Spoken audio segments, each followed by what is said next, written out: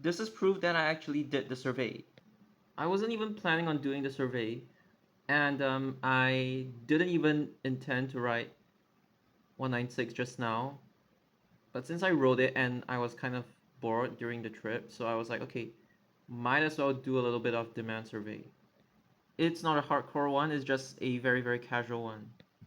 In short, I'm making this video because some bus enthusiasts have been brainwashed by a quote unquote rapid bus cult, and because of that, they kind of forget the reason why people even do demand surveys in the first place. Like just misunderstanding the purpose of it. I mean, I did this demand survey very casually, like in a very relaxed manner, not in like a very serious manner.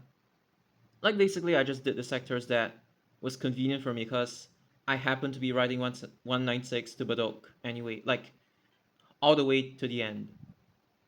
So obviously, there are some minor mistakes. Like I think over here, I definitely miscounted because a lot of people alighted and a lot of people boarded, and some people even alighted through the front door. And I'm not sure if some people actually changed seats instead of like alighted from the bus. So yeah, but here's the thing. The whole purpose of doing this kind of survey is not to be as accurate as possible, but it's just to get a rough gauge of like which are the stops that have the most demand, that kind of thing. Another point to note is that I have taken 196 for years, like literally years, and I am familiar with the bus service, but I would like to take a much more in-depth look at certain sectors of 196 that I usually don't sit through.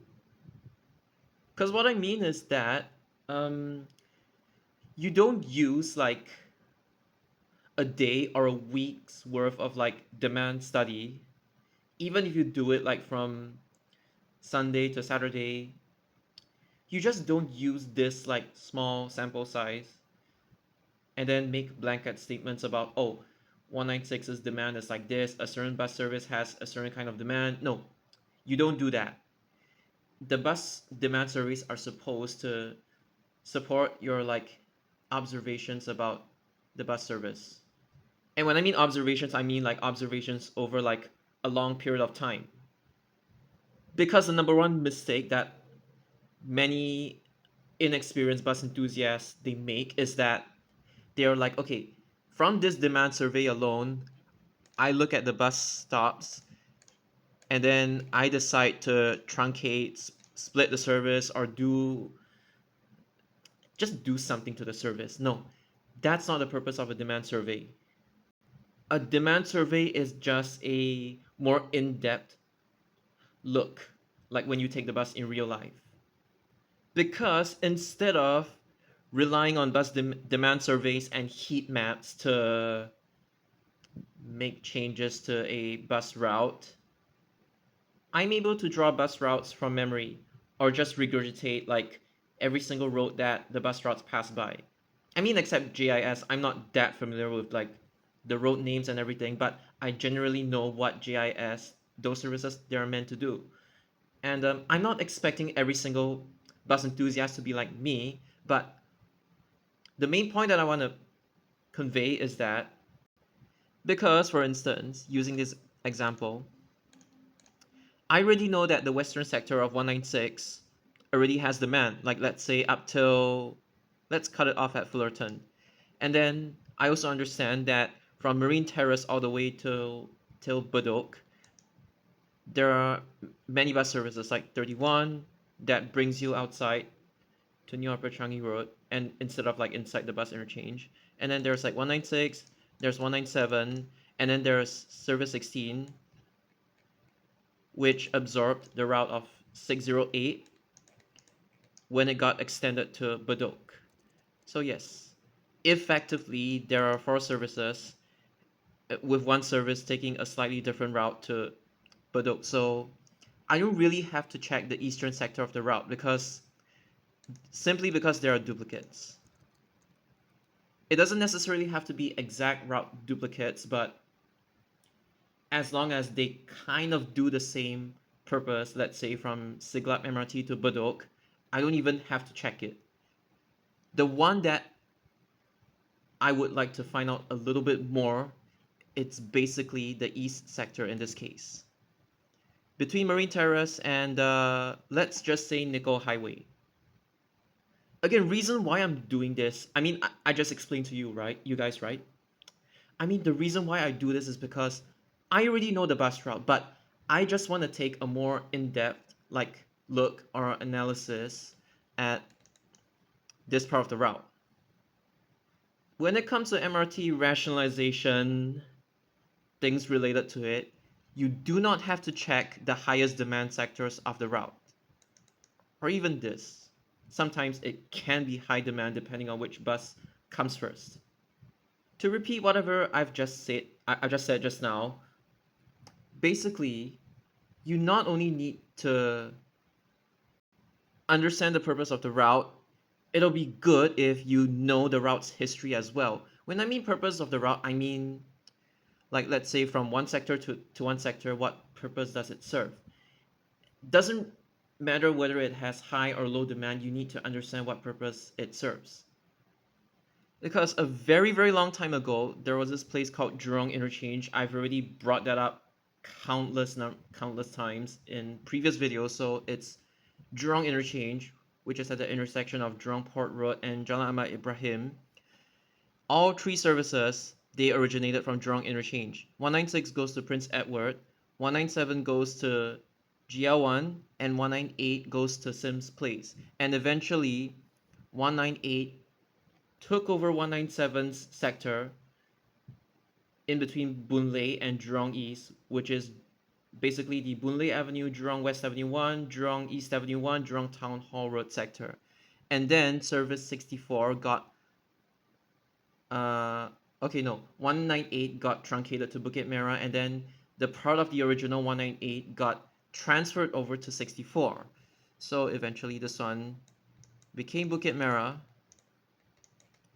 and then both of them, they got extended to Bedok, with 196 getting truncated to Clementi, and then 197 shifting to Jurong East. I mean, it was like Boon Lay first, and then it shifted to Jurong East. Knowing the route history basically allows you to have a better understanding of why certain bus routes are routed in a certain manner in the first place. And you also have to know how long has this connection been there and is it worth to break it? Because if you don't do that and you misunderstand the purpose of the route, you would end up doing stupid things like, let's say, for example, amending 187 to go to Bukit Gombak MRT instead of serving West Avenues 2, 4, and 7. You would end up doing stupid things like this without understanding what the route is like even meant to do in the first place. Because, and I'm not kidding, most of the time you derive the route's purpose through history. When I mean history, it doesn't just mean the past, like for how long a certain connection has been there, but it also means like present day. What purpose does it serve present day as well? That's what I'm trying to say. Because by design, again, I'm using the exact same examples. This video is not scripted or anything. You do realize that 196, the western parts of the route, it's windier, and then the eastern part of the route, it's just a straight line. Minus Marine Crescent and Terrace, but effectively it's more or less a straight line. And then conversely, 197, AYE all the way to Geylang Lorong 1, and then it starts winding. I mean, the degree of winding, it's different, but the example that the reason why I even brought up this example is that the purpose is that, I mean, the purpose of the routes are that 196 is designed to wind in the western half of the route, and 197 is designed to wind in the eastern half of the route. Maybe not half, but you get the idea. And because of that, I have seen some enthusiasts trying to combine these two into just one service. Some of them decided that, oh, it's better to skip stop. Some of them decide that it's better to be like all stop local connection. And again, even though conceptually I disagree with them, I'm just like, okay, you can go creative with it. I just want to, I'll be open-minded. I'll just see what you guys produce. So I didn't think much of it. As long as you don't actually send these ideas to LTA, I'm fine with it. I mean, LTA, they obviously won't accept these ideas, right? Because they do understand 196 and 197's individual purposes. It's just that it is really embarrassing to see people trying to be wannabe bus route planners, and then they end up embarrassing the entire Singapore bus community as a whole. And innocent people basically get dragged because some people just don't know how to stop themselves. They have no self-control, no self-restraint. They just think that like they can do things better than the actual route planners. And I'm not saying that the route planners are good, but at this point I feel like some people are just making a fool out of themselves. Because every single time Thomson East Coast Line Stage 4 has been brought up, they immediately think of 196. I mean, there's stuff like this, or even this that's actually vulnerable to the effects of like, okay, not this, sorry. This one is more of like this. But okay, even if you see like this and this like as a whole, in the grand scheme of things, it's only really the express variance and at most 97 that would be affected by rationalization. But for some reason, and I don't entirely blame enthusiasts for this, but a lot of a lot of times they often bring up parent service 196 when it comes to like discussions regarding Thomson East Coast Line Stage 4 and like just as a whole. But I'm going to explain why. Because the number one mistake that bus enthusiasts always like nowadays they always make is that they do their studies, demand surveys, and then they use this as a reason to truncate 196. They're like, okay, why not let's truncate it to Marina Center Terminal? And just to give you guys some background information, I have seen some actual delusional bus enthusiasts not knowing the purpose of 196, and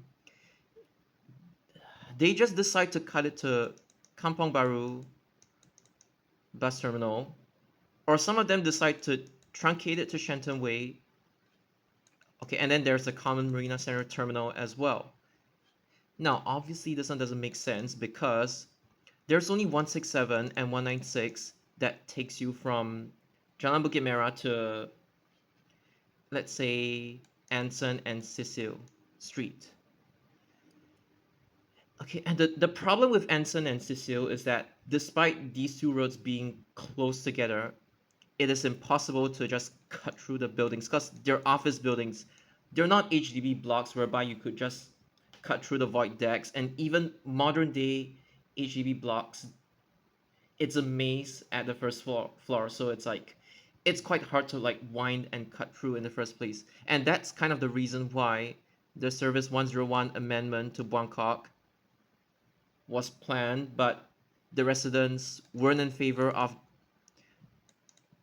them being displaced from the original bus stops. And because of that, the 101 amendment did not go through. I've brought it up many times, yet some enthusiasts are still extremely stubborn and they don't want to accept the reason why 101 is unable to be extended to Bangkok. Okay, like, I don't want to bring that up again, but I've already explained myself. But in a similar fashion, Robinson and Cecil Street. Did I just say Anson and Cecil? I mean like Robinson and Cecil Street. Close together, but they're effectively two distinct catchments, if you would say. Like demand catchments. Distinct areas. And some people, even though 167 has like 30 minutes frequencies nowadays, they would actually intentionally wait for 167. They check the bus app because they want to go to Cecil Street and not to Robinson Road. And see, here's kind of the problem. You're not able to make a single bus service. I do know that historically there was a way for a bus service to serve Robinson and Cecil Street at the same time via, I think, Market Street or something along those lines. But there's a reason why they no longer do that. It's either Cecil or Robinson. And again, it's just impossible to make one bus service serve both Cecil and Robinson. And sacrificing either one of them in this context it's just not advisable. And not just that, 167's frequency has already been, I mean, 167 is not getting withdrawn or anything. This service is actually permanent because the farebox recovery rate is actually above 30%, which actually puts it above the up for consideration for truncation or withdrawal threshold. And in fact, 97's farebox recovery rate, as I've told you guys many times, is actually a lot lower than 167's. Why? Because 167 doesn't even run that many buses in the first place. You're using up less resources. So yeah, and see, 167 already has poor frequencies. And not just that, 167, it only calls Jalan Bukit Merah from Henderson Road onwards. So if you're coming from, I'm not going to count Queensway because technically there is service 100 as well. I forgot whether 100 or 196 is slower, but okay. The entire stretch of Jalan Bukit Merah, and I mean the entire stretch, these people, they do not have access to MRT, and it is not wise to build MRT at Jalan Bukit Merah either. So the entire stretch of Jalan Bukit Merah, they only have one service to access Cantonment, Anson, Robinson at Shenton Way in the other direction, and Fullerton, Esplanade, Suntec City. They only have one bus service. And that is the reason why you cannot just break this link. So if any bus enthusiast, if any bus enthusiast tells you that 196 should be truncated to Kampong Baru Terminal or should be truncated to Shenton Way, they are inexperienced and they don't know shit about bus planning. And even if you're thinking of truncating it to Marina Center Terminal, as I've said, you know, bus enthusiasts, they tend to make this mistake that like, oh my god, there's a lot of people that alight at Suntec, right? I know it is very tempting to do this. So basically, it's just like 97 in the past, where the last stop would be at Temasek Avenue. It was the last stop for like 97 and 106 for Marina Center bound. And then in the other direction, you would probably have to do something stupid, like either you're gonna have to make 196 red and white plate like this in order to call this bus stop, or you're gonna have to do some really stupid windy loop like this just to make 196 call this bus stop opposite Suntec Exhibition here. Or you're gonna have to make 196 exit like this, go to Beach Road, and then turn back like this. It's just gonna confuse bus captains, like the rerouting, like when you truncate it to Marina Center Terminal, because there are people that actually take 196 to this bus stop. And truncating it to Marina Center Terminal would just make the route way more complicated than it already is. And then you might be thinking, what if you truncate 196 to Geylang Lorong 1? Well, here's the issue, and This is why I say a lot of people don't really understand bus planning. I did this survey at 1:49 p.m. I mean, when the bus reached opposite Parkway Parade, which is like Marine Parade MRT station, Thompson East Coast Line, it was already 1:49 p.m. So the figures that you see here,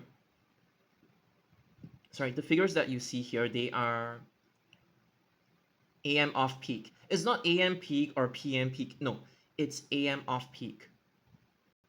And if AM off peak can already produce these figures, obviously during peak hours, the numbers would go up. And the thing is, Suntec is a shopping district, not just a working district, like the place where people go to work during the weekdays. No, Suntec, it's not just an exhibition center. It's it's a place for shopping as well, and people do go to these exhibition centers during the weekends as well. So obviously over here it's gonna have demand, and 196 literally goes inside Marine Crescent. 197 doesn't even go inside, so obviously 196 alongside 16, 13, they're all gonna have demand simply because they go inside Marine Crescent. And the other thing that I want to tell you is that, okay, service 10, I don't know what exactly is going to happen to service 10 after TEL4 or CCL6. I mean, the rationalization plans. I mean, I did suggest that service 10 could go inside Resorts World Sentosa, right? In order to like get more catchment, and basically it's close enough to your alternatives. Like 188, okay, not really 188, but service 30 in this case. As long as service 10 and service 30 can connect, you would still be able to reach like up till Kent Ridge by bus. So you can transfer at like Keppel Road from 10 to 30 and from 30 to 10. I mean, that's just one example, right? So I don't know what's going to happen to service 10, but service 10 goes inside Old Airport Road, Dunman Road, and then Tanjong Katong Road, and then East Coast Road. The difference is that 196 serves this side. I'm going to tell you the reason why you cannot just truncate 196 to Geylang Lorong 1. I know unfortunately Marine Parade doesn't have a bus terminal, but okay, that's a separate issue altogether. I mean, you could plan like a bus terminal near Marine Terrace or like Marine Parade, up to you, but again, if they're not going to build a bus terminal there, there's pretty much nothing you could do about it. And I'm going to tell you the reason why you cannot just truncate it, basically. If you noticed, this is Circle Line. This is not Thompson East Coast Line. And basically, okay, over here there is service 10, but from here onwards, this area has no MRT access at all. I mean, at most, at these bus stops, but you would have to walk really far to reach Thompson East Coast Line. And I do know that the access penalty from Robinson Road to Thompson East Coast Line isn't that bad, but here's the thing. Thompson East Coast Line is only available at near Shenton Way, like Shenton Way MRT. If your destination isn't near Thompson East Coast Line Shenton Way MRT station, there is just no point in taking 196 where you would have to walk like this, or you would have to walk like this, and then you take the MRT to like Marina Bay or Shenton Way, and then you have to walk again. If 196 is doorstep to your destination, you would take 196. Again, it is too far. 地下鉄駅から離れたところ. I sometimes struggle to say that in English. That's why I have to use Japanese. I'm sorry. But anyways, the main point is that effectively this area has no MRT at all. And 196 is literally their lifeline. The only service for these people, the people that live along the landed estates, who don't own their private vehicle or stuff like that, is their only lifeline to reach the city, the outside world, westbound and eastbound. Yes, they have 10 and 14, but if they want to go anywhere near Marine Parade or Marine Terrace, they have to take 196. There is simply no other option. Okay, sorry, not service 10, I mean 12 and 14. 10 is via here. I'm so sorry, 12 or 14. And the same thing applies for service 12 as well. Speaking about that, service 12 is literally this area's only lifeline to like Bugis, Chinatown, and yeah. This is why service 12, you cannot make it skip stop or anything. It has to be local. So forget all the skip stop bullshit with these two services. Just leave them as they are. Service 2 needs to be local all stop along the east-west line sectors, and then service 12 has to be local all stop at the Mountbatten East Coast sectors. Bedok South Avenue, Bedok South Road, Bedok South Avenue 3 as well. You get the idea. But basically 196, as I was saying, this is literally their only lifeline to the outside world. Like this and like this as well. And this is the reason why you cannot rationalize service 196. You can only talk about it if you have a, again, like I said before, like a bus terminal near Marine Parade or Terrace. This is why I've mentioned that no amount of demand study can replace your whole understanding of the route and what purpose is it trying to serve. In this case, 196 is literally their only option to access places, simply because this is not TEL, this is Circle Line. And Mountbatten Road is way too, especially in the middle, it is way, way, way too far from any Thompson East Coast Line station. Especially these blocks. They need to rely on 196. If you're on this side of Amber Road, Amber Gardens, yes, you have pretty much immediate MRT access. That's good for you. But from my own observations, there are people who take 196 from the city all the way here. Why? Because it's simply more convenient. 196 is doorstep. Taking MRT wouldn't benefit them, especially if they live on this side and not this side. Remember, these are landed properties. You cannot just cut through them. You need to walk via Amber Gardens. And not everybody is willing to do that in Singapore's weather and climate. Just no. So yeah, Mountbatten Road, it's their lifeline. Just because you don't really get as much demand in the eastern half of 196 as compared to like the western half, just because you don't get enough demand doesn't mean you can just simply rationalize away the service. Like I told you, it is simply way more convenient for them to route a bus in a straight line via Jalan Bukit Merah Cantonment Road to the city and Mountbatten. The continuous straight line is there for a reason, because there are people who actually take advantage of 196 being a straight route. They actually take it medium long distance as well. So that is the purpose of 196.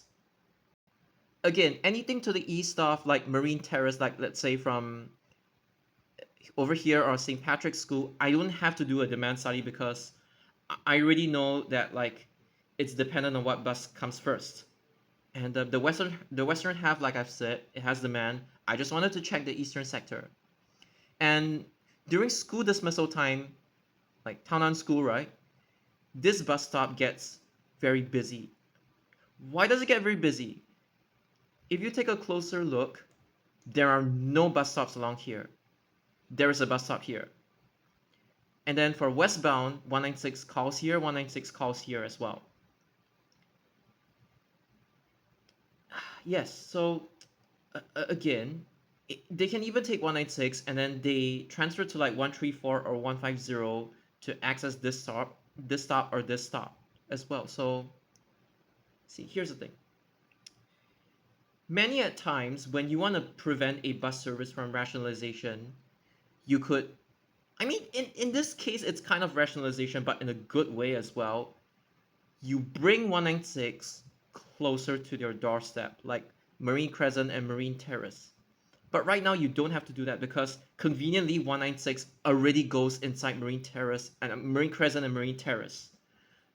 So all the more, 196's demand has been more or less consistent. And in fact, I could even say that 196 may actually gain short distance demand because people, they actually take 196 or 16 to the nearest Thompson East Coast Line station. Here's the thing, it doesn't necessarily have to be like medium or long distance demand. Even the short distance demand counts. Like, for example, 855 gaining more demand because more people realize that they could take 855 to like Lenter or Upper Thompson to intercept TL in whichever direction that they want to go. So yeah, this is basically how you go about doing bus rationalization. Sometimes you don't even have to do anything. You just have to adjust like 196's frequency.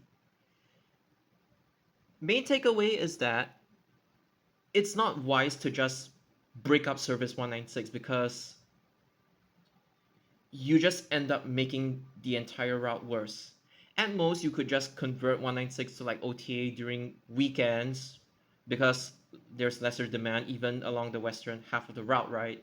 You could just make it such that 196 gets like double deckers during weekdays and then it gets downsized during weekends, and then the frequencies they get, you basically run 196 at lower frequencies during the weekends, which is what they have been doing nowadays, right? Demand studies can only help you to a certain extent, but your understanding of the route and what purpose is the route trying to serve would override any demand study that you do. Demand study, at most, it just tells you that, hey, this bus stop is popular, or like this bus stop is popular. But when you look at the route as a whole, when you actually analyze like the individual sectors and like what I did just now, you would realize that rationalizing bus routes isn't as simple as just snip one sector, cut and paste it onto another route. It's not as simple as that. You need to think of like the route as a whole, like just like this. Is it meant to be straight? Is it meant to wind? Or is it meant to bring people from here to here, or here to here, or like short distance from here to here, or here to here? You get my point.